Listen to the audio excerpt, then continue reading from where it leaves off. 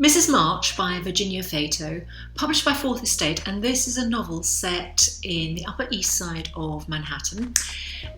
It's debatable whether it's set in the 1950s. It certainly has a 1950s vibe about it, but you get the odd microwave, and Mrs. March, who's the main character, gives her credit card details over the phone. So this is part of the story, and I'll come back to that in a moment. So one of the hooks to pull you in on the Amazon page, in fact most of the page is advertising this book, is that it is nastily good fun. This is what Metro says about it. I disagree. I think this is the story of Mrs. March, and she is a woman whose mental health is disintegrating.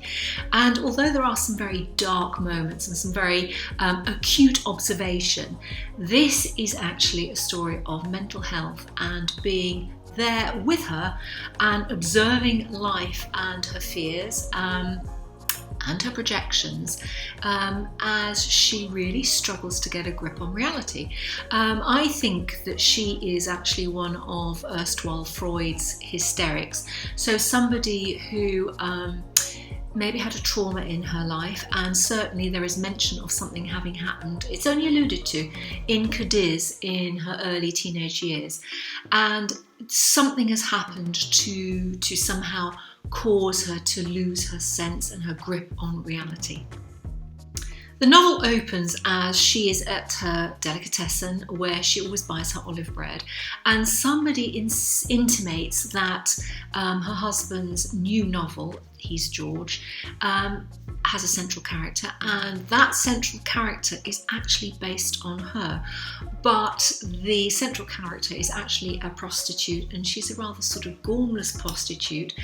And Mrs. March, and we always refer to her as Mrs. March, just can't cope with this, and that knowledge is the trajectory for the whole of the story going forward. That she could possibly have had that character based on her, and that is a very scary thought for her. She has to host a party in their apartment for hangers-on friends and ghastly publishing types who are hanging around George and his, very successful novel. And almost there you can see her disconnect with what's going on. She has one or two random responses which are quite dark and quite entertaining. But gradually you begin to see that as she is struggling to really make sense of what's going on, she has cockroaches sort of crawling across that she sort of thinks she interprets in a different way.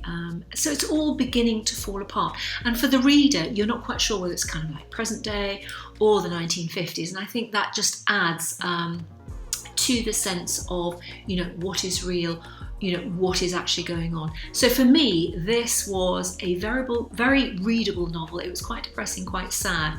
I don't think there's much to laugh at in there, apart from one or two things she does. But in essence, this is a very basically dark book.